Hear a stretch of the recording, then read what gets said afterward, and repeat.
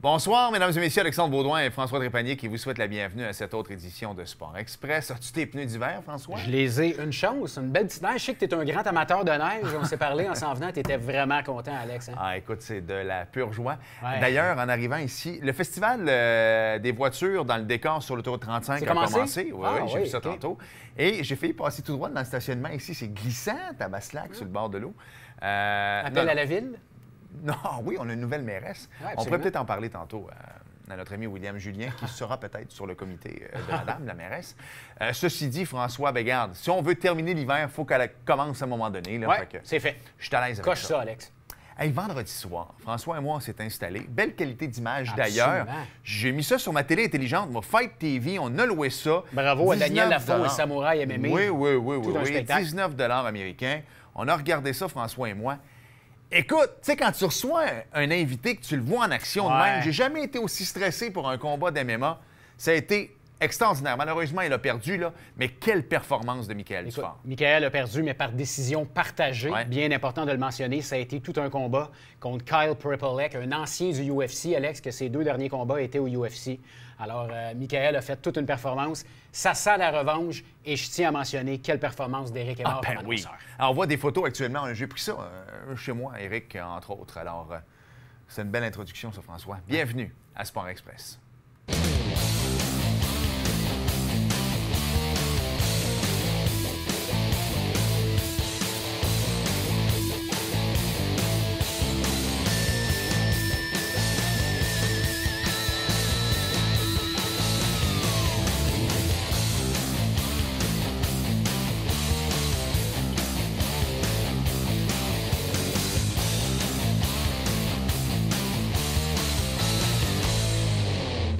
François, c'est un habitué de l'émission, mais il y avait tellement de choses qui se passaient au niveau du sport dans la région, dont les finales, pas mal là, au niveau du football depuis quelques semaines. Alors, on a décidé de le ramener à l'émission, notre ami William Julien. Salut, Will! Salut, les boys! Salut, l'informateur! Hein, Will, d'abord, je veux qu'on revienne absolument sur votre saison dans le LFMM, donc la Ligue de football Montréal Métropolitain. Exactement. C'est ça, exactement. Bantam D2, vous êtes rendu jusqu'en finale. Vous étiez les champions de la saison. Ça a été une très, très belle saison. Finale, malheureusement, vous avez perdu. Oui, on menait ce match-là 9-0, on a perdu 12-9. Ça a été très serré, ça s'est joué jusqu'à la fin, mais on est quand même satisfait. C'est sûr que le soir puis le lendemain de la finale, on est tous encore un peu assommés de perdre parce que quand tu te rends jusque-là, tu veux ultimement gagner le championnat. Mais écoute, comme on était venu, quand j'étais venu ici un peu plus tôt, premier match de la saison, on a dû déclarer forfait parce qu'on avait 14 joueurs, on n'avait même pas assez de joueurs pour commencer la saison. Deuxième semaine, on affronte Marcel Landry. On joue à 21 joueurs à peine. C'est le 20 réglementaire pour jouer. On gagne 27-0. On va gagner un autre match par la suite contre les Aces de Pointe-Saint-Charles. Ouais. Défaite contre Western Patriots. On est tombé à 2-2. On a terminé la saison avec 6 victoires de suite. Alors ça, je pense que le champion de la saison régulière, tu ne peux pas nous l'enlever. Juste d'avoir réussi à être champion de la saison régulière tout en déclarant forfait pour un match, c'est déjà un grand exploit. La finale, c'est sûr qu'on aurait aimé ça avoir les 2 titres, mais regarde, on est très satisfait. 24-25 joueurs qui ont été avec nous cette année, qui ont fait des sacrifices. Il y en a qui ont décidé de rester. Puis il y en a qui... Les joueurs y ont cru parce que nous, on y a cru. Puis il n'y a personne qui va pouvoir nous enlever au moins ce titre de saison régulière. Là. Ça a-tu été difficile de convaincre des jeunes hommes rendus à la finale de dire « Hey, les boys, elle n'est pas gagnée cette finale-là. Là. On a beau être champion de la saison, mais il reste un match. » Puis t'as-tu senti peut-être un excès de confiance un peu au début qu'il a fallu que tu ramènes les pendules à l'heure pour dire hey, les gars, il nous reste un match à jouer? Non, on n'a pas eu d'excès de confiance, on n'en a pas eu. Je pense qu'on a eu trop de nervosité, justement. Je pense que ça a été, surtout en deuxième demi. Quand on a pris les devants 9-0, on a peut-être un peu mal réagi à le fait qu'on menait par 2 possessions. On fait un placement en milieu de troisième quart pour faire 9-0, botter dans le vol suivant, ramener pour un toucher. C'est comme là que ça a cassé les reins. Si tu arrêtes là puis tu limites à un placement, après ça, tu as peut-être le contrôle du match, c'est peut-être différent. Souvent, on dit que les unités spéciales, le match peut se gagner ou se perdre sur les unités spéciales. C'est un peu ça qui est arrivé. On a été indisciplinés un peu en deuxième demi, des pénalités de nervosité, des hors-jeux, des procédures illégales, parce qu'il y a peut-être des erreurs un peu d'inattention. Mais quand même, pour ces jeunes-là de 13-14 ans, là, faire une finale, c'est inattendu. Ils vont s'en souvenir. C'est normal que ça n'ait pas réagi. Puis on savait que ça serait difficile contre Western Patriots. On avait joué 2 fois contre eux cette année. On avait perdu 13-0 puis on avait gagné 8-6. On savait que ça serait un match défensif et très serré. C'est ça qui est arrivé. Puis au moins tu es allé en finale, puis au moins tu te fais pas déclasser en finale. Ça aurait été c'est un peu plus difficile, mais on est très, très, très heureux de la saison de nos gars. Parle-nous un peu du calibre de jeu, parce que, bon, il n'y a pas eu de saison l'an passé. Là, fait que dans diverses ligues, les 2, 3, 4 points. En plus, vous autres, vous n'avez pas joué la première semaine, là, mais ça a été long avant que ça se mette en branle puis que ça soit du football ou du hockey mieux coordonné. Vous autres, ça ressemblait à quoi en début de saison? Ça a quand même été bien coordonné. La saison a commencé dans les mêmes dates que c'est prévu, donc milieu août. Parce que plus que le civil commence un peu plus tôt que le réseau scolaire. Le réseau scolaire, on attend que l'école soit commencée pour débuter le calendrier. Mais c'était quand même bien coordonné. Aussitôt que la vaccination est arrivée, tout le monde avait eu ses 2 doses, mais là, les entraîneurs n'étaient pas obligés de porter le masque d'un côté, seulement si tu parlais à l'arbitre, parce que là, tu étais considéré comme.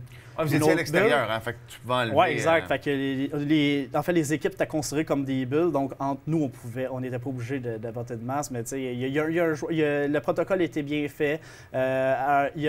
Chacune des équipes a vu à un de ces matchs un représentant de la Ligue venir vérifier les preuves vaccinales. Okay. Ça a été bien fait. Nous, de notre côté, il n'y avait aucun problème avec ça. Donc ça a bien été, mais le calibre de jeu est quand même assez élevé. Ça a été des matchs assez défensifs. Tout le monde pouvait battre tout le monde dans cette ligue-là. Belle parité. Je parle à Saint-Marcel-Landry qui a seulement eu une victoire, mais qui ont fait qui ont joué des matchs chaudement disputés. Le deuxième match contre nous, c'était très serré au 3e quart. C'est vraiment au 4e quart qu'on a explosé. Ils ont failli battre l'équipe championne aux Western Patriots, qui ils ont battu en finale. Ils ont perdu par un placement, je pense que c'est 34-31. Alors, il y a une belle parité, tout le monde pouvait battre tout le monde, puis c'est ça qui est le fun, parce que quand les matchs sont serrés, même nous, en tant qu'entraîneurs, on reste beaucoup plus focusé sur le match qu'un match qui... on a seulement une victoire éclatante, ça a été le dernier match de la saison, 49-0 contre Victoriaville, mais sinon, ça a été des matchs très défensifs ou très, très serrés. Comment on entrevoit la prochaine saison? Beaucoup de nouveaux visages? Oui, écoute, beaucoup de Dorchester qui vont monter. Les Dorchester, puis oui, qui sont eux aussi allés en finale, qui ont perdu donc en finale. Donc, ça veut dire qu'il y a des bons joueurs qui vont s'en venir avec nous aussi. Donc, on va peut-être avoir du recrutement qui se fait? Oui, exact. Là, c'est sûr qu'avec l'an passé, ce qui nous a pas aidé, c'est qu'au début de la saison, on ne pouvait pas aller faire le recrutement à cause qu'il y avait encore les mesures sanitaires dans les écoles. On ne pouvait pas y aller. Là, maintenant, on a l'autorisation de le faire. Donc, déjà, avant les fêtes, on va essayer de booker quelques écoles qu'on va pouvoir aller faire du recrutement. Au moins, tenter le terrain pour dire, hey, vous allez avoir tout le temps des fêtes pour y penser. Puis, parce que nous, dès le mois de janvier, on reprend l'entraînement en salle, entraînement physique, entraînement de quelques drills. Là, ce sera pas des... On n'expliquera pas le cahier de jeu complet, là, mais on va commencer ça tranquillement.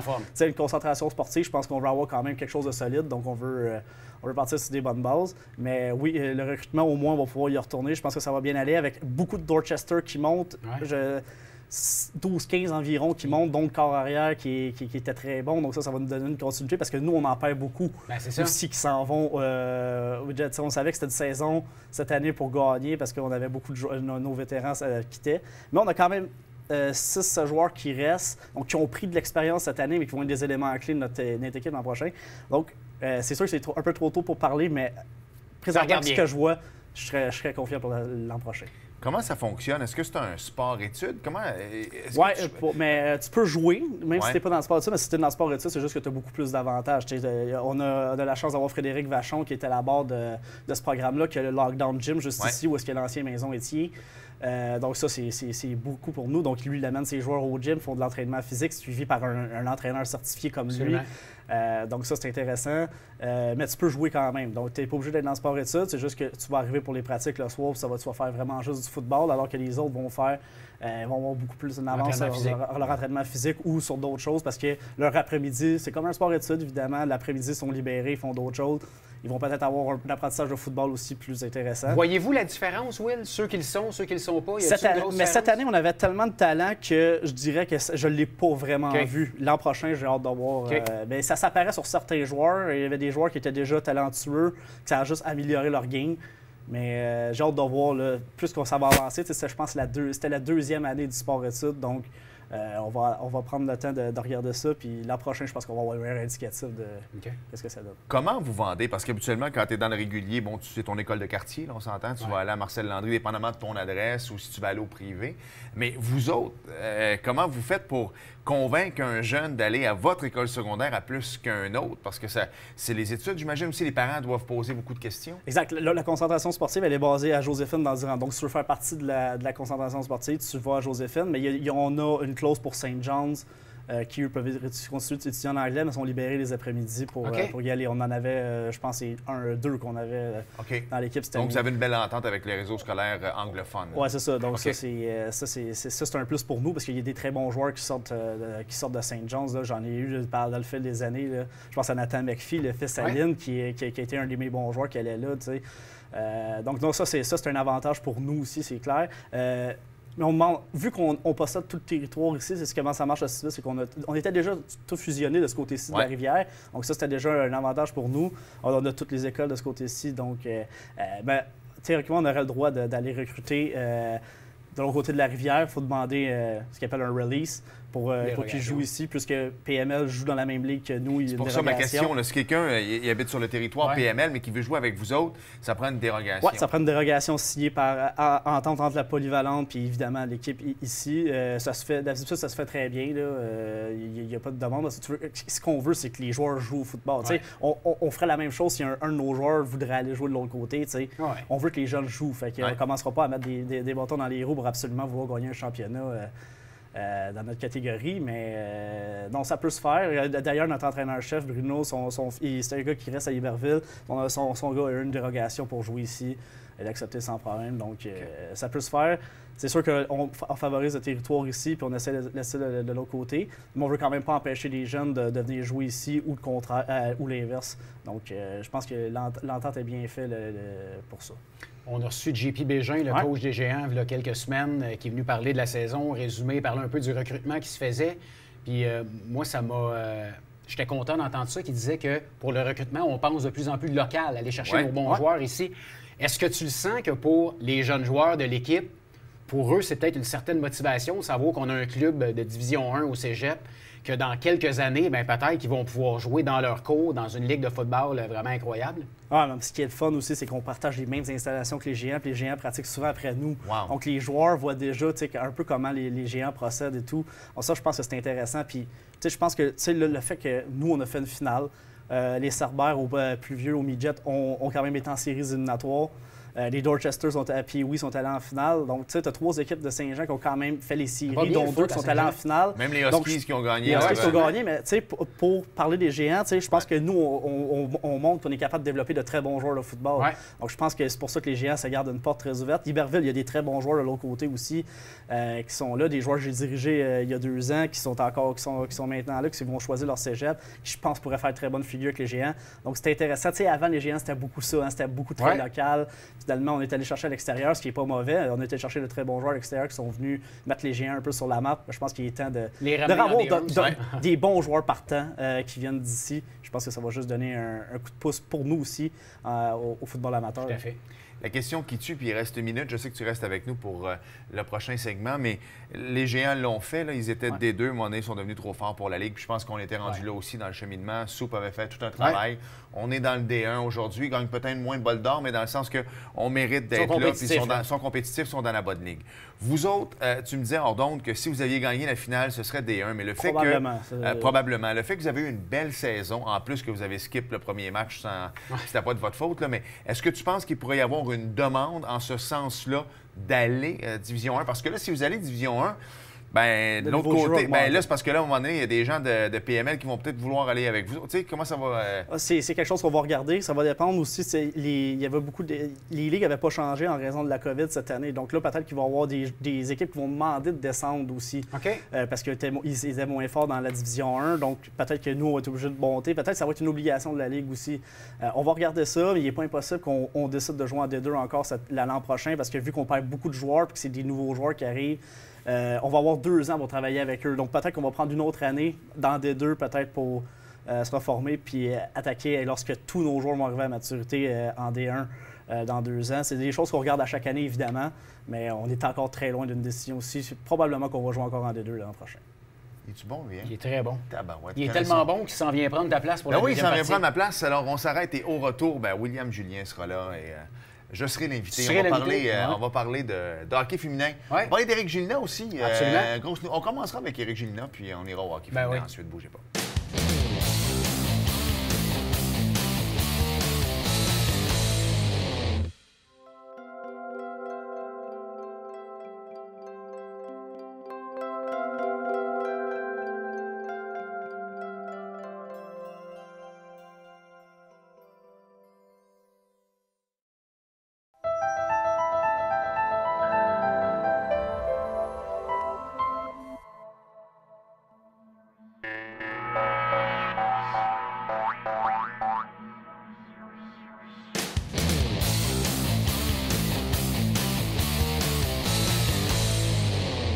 Nous sommes de retour à Sport Express et avant de parler de hockey mineur, hockey féminin, tout ça, écoute, je regardais les stats d'Éric Gélina en fin de semaine. Je ne voulais pas t'écœurer avec ça, mais je voyais que... Non, mais dans le sens que je regardais les stats des Chicago Wolves et je voyais, plusieurs défenseurs à 12 ou 13 matchs joués et je voyais Rick à 9. Ouais. Alors, je me demandais, puis là, je vérifiais sur Google, est-ce qu'il est blessé? Non, pas blessé. Il se passe quoi?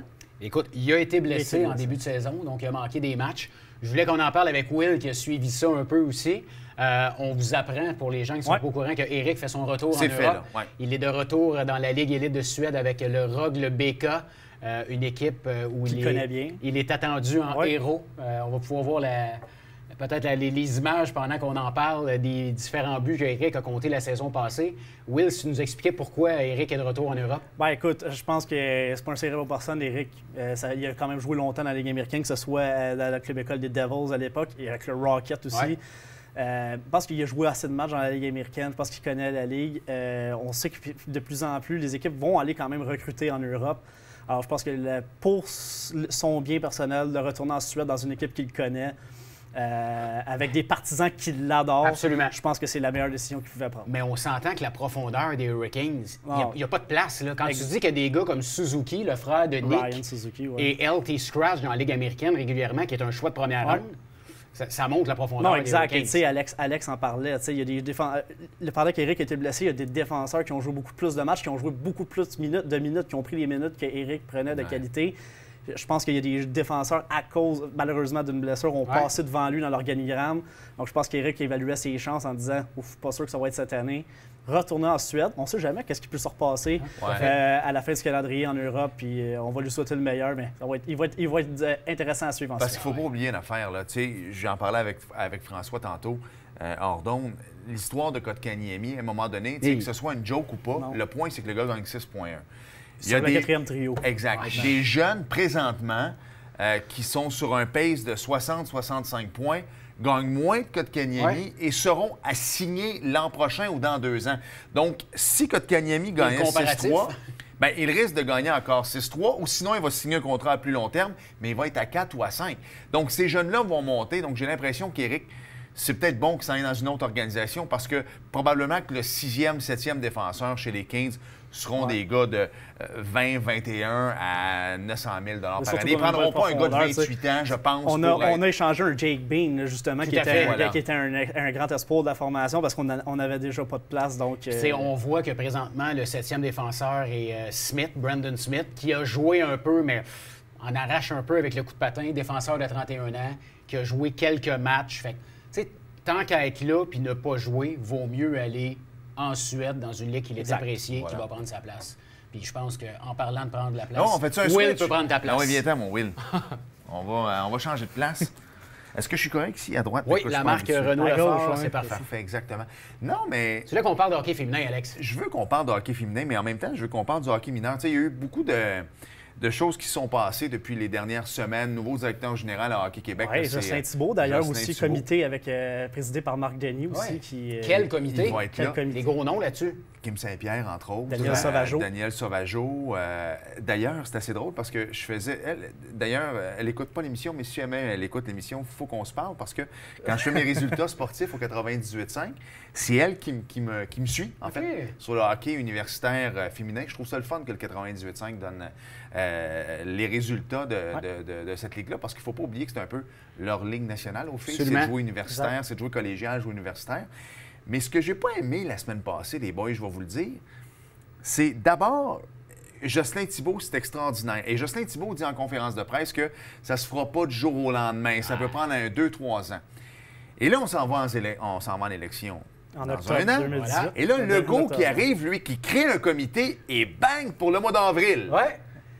Moi, ça ne changera pas du jour au lendemain. Vous le savez, vous avez suivi le hockey assez longtemps. Je suis là-dedans. Moi, je suis le gouverneur des Remparts du Richelieu. Les Remparts du Richelieu... Au hockey féminin, bien important d'en parler. Pour les gens qui ne savent pas, Saint-Jean-sur-Richelieu en fait partie. Mais c'est les joueuses, les meilleures joueuses de hockey élite de Sorel jusqu'à Saint-Hyacinthe. C'est dans le Richelieu, on va se le dire, là. Mais là, les gens disent « Ah, tabarouette, ça doit être fort. » Oui, c'est fort, même si notre ami Louis... mais c'est vrai que les filles patinent très, très vite, mais n'ont pas le meilleur lancer. Il n'y a pas grand chez Weber. Autre Marie-Philippe, qui a quand même... Oui, Marie-Philippe Poulin, elle a un excellent... Mais tu sais, encore là, Marie-Philippe Poulin a joué Midget Espoir. On n'a jamais joué Midget 3. Là, on a F. Gascon. Ouais. Et moi, c'est pour ça que je voulais être là, d'essayer d'inciter les filles de jouer avec les filles. Ouais, on en a parlé la semaine passée, hein? Puis souvent, les gens disent « Ouais, mais F. Gascon. » Savez-vous pourquoi on entend parler d'F. Gascon? Vas-y. Parce que c'est la seule. Exact. Comme Manon Rayon me l'était à l'époque, Voilà. comme Kim Saint-Pierre l'était à l'époque. Kim On Saint-Pierre, parle souvent je pense des exceptions. Des Exact. exceptions. Kim Saint-Pierre, je pense qu'elle avait été à un camp du Canadien, ou du moins à une pratique où Ouais, elle elle avait fait une pratique à un moment donné. C'est correct qu'il y ait des exceptions. C'est pas ça le problème. Sauf que si tu veux te développer, tu sais, à un moment donné, jouer avec les garçons, c'est correct. Là. Atome, puis oui, j'ai pas tant de problèmes avec ça. Mais quand tu es rendu bantam, quand tu es rendu midget, à un moment donné, tu vas avoir plus ton intimité aussi. Puis venez l'essayer, mais 50 000 jeunes filles, les boys, jouent en Ontario. Non, time out. En Ontario. 7 000 au Québec. Il y a une énorme différence. Puis on voit sur les équipes nationales, souvent, que c'est beaucoup plus des Ontariennes qui...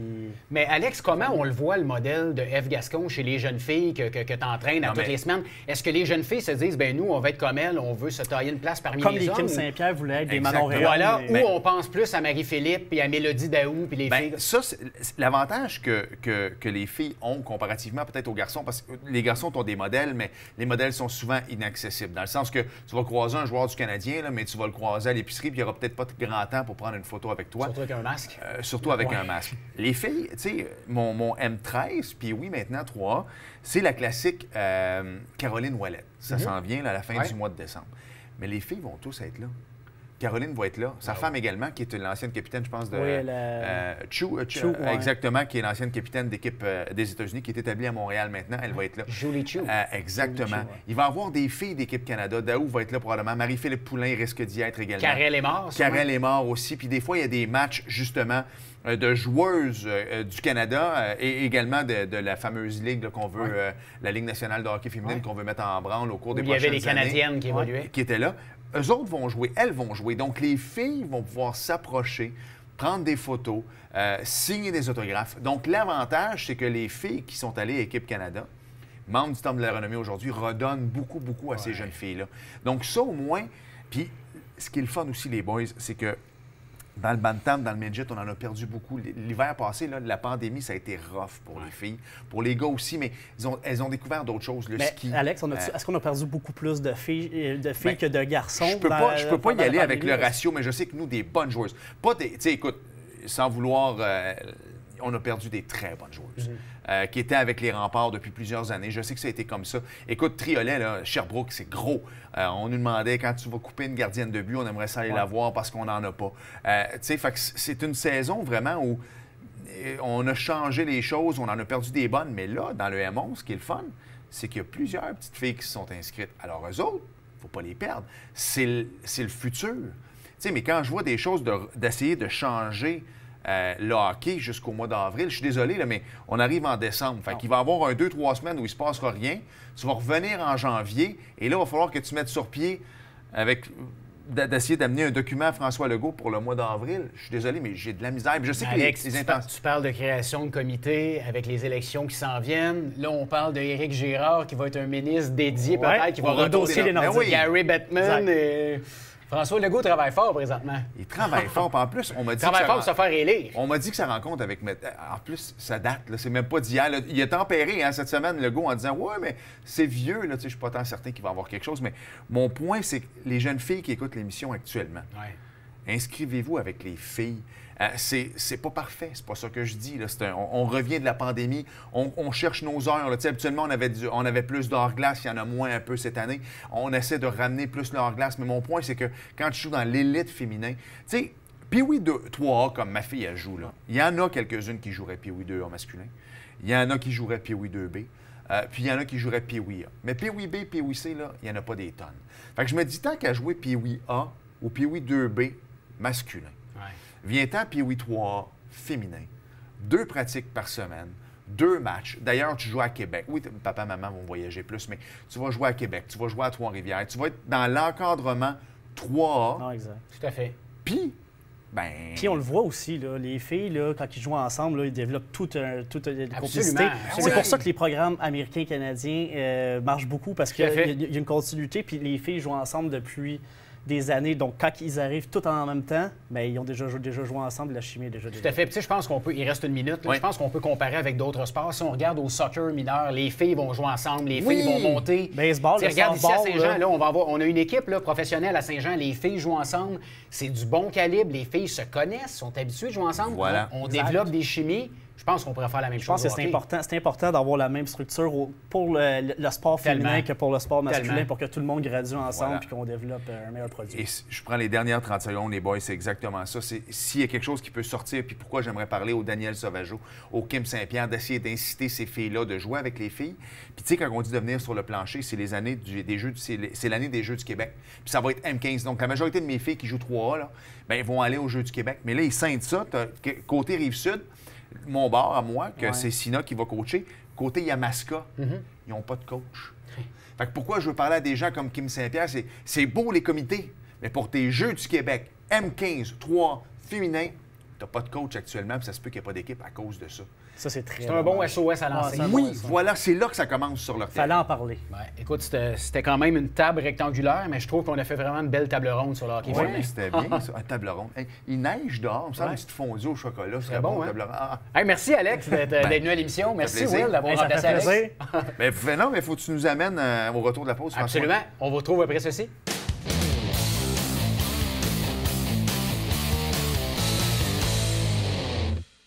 Et François, en terminant, belle émission. La semaine prochaine, on peut déjà annoncer les invités. Marc Rémillard des Huskies avec la Coupe, je l'espère. Et en deuxième partie, Karel Brossard pour le hockey adapté. Ah, que ça va être la fun. Ouais. Merci François. Merci Alex. Merci à vous d'avoir été là et à la semaine prochaine.